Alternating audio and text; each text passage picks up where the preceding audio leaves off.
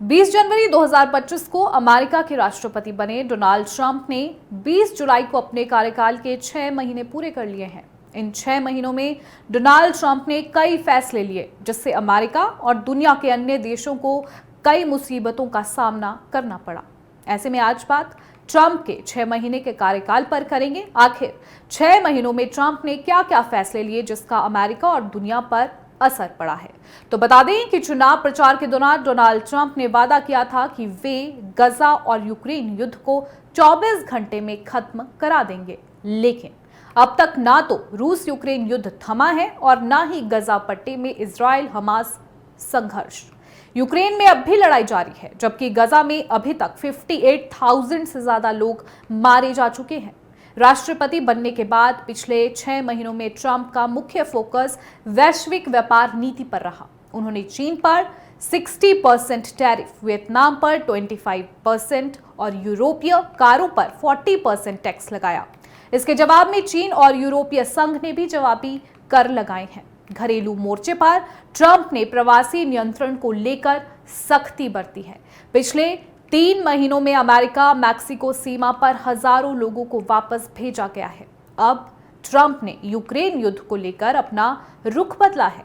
Ukraine का मुद्दा अंतर्राष्ट्रीय स्तर पर ट्रंप के लिए प्रतिष्ठा का विषय बन गया है। माना जा रहा है कि आने वाले समय में दोनों युद्धों को लेकर कोई सार्थक नतीजे आ सकते हैं।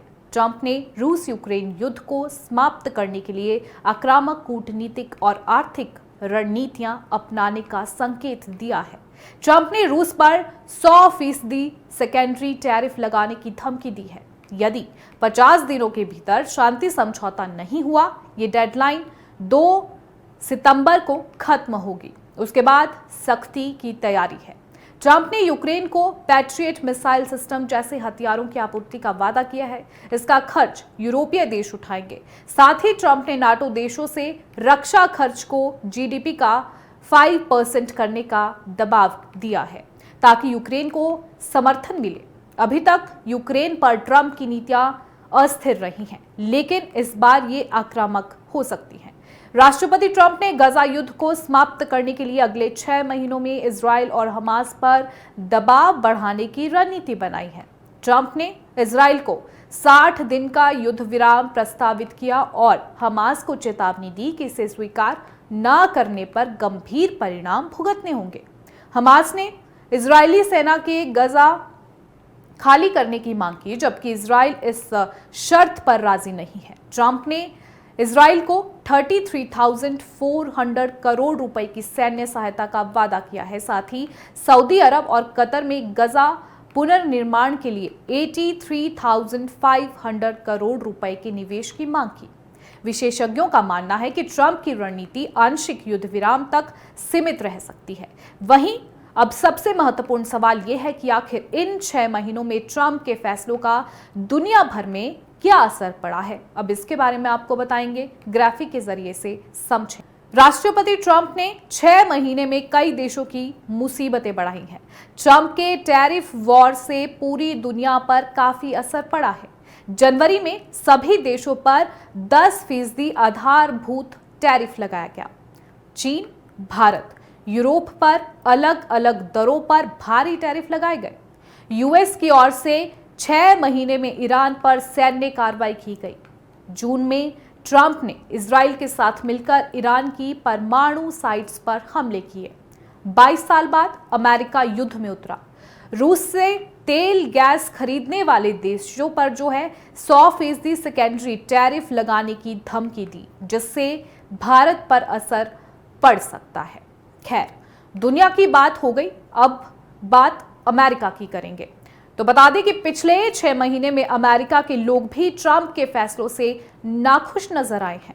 बिग ब्यूटीफुल बिल की अगर बात करें तो 12.45 लाख करोड़ की रक्षा फंडिंग स्वीकृत हुई। इसमें मेडिकेड और गरीबों के लिए योजनाओं में भयंकर कटौती की गई है। कैंपस क्रैकडाउन, कोलंबिया, ऑक्सफोर्ड और अन्य विश्वविद्यालयों पर कार्रवाई तेज की गई। डिपोर्टेशन का एक बड़ा मुद्दा रहा है। रोज 3,000 प्रवासियों की गिरफ्तारी, बॉर्डर क्रॉसिंग में भारी कमी आई है। शिक्षा और DIA पर हमले हुए। ट्रंप ने शिक्षा विभाग में 1,400 कर्मचारियों की छंटनी की।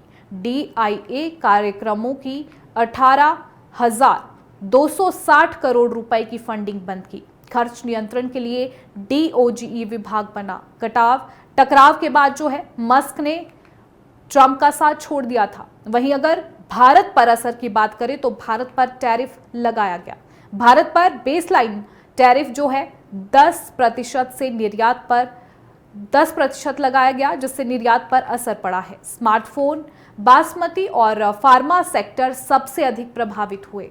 भारतीयों का डिपोर्टेशन जनवरी से अब तक 1563 भारतीय डिपोर्ट हुए। इसमें से 333 भारतीयों को 3 सैन्य विमानों से फरवरी 2025 में डिपोर्ट किया गया।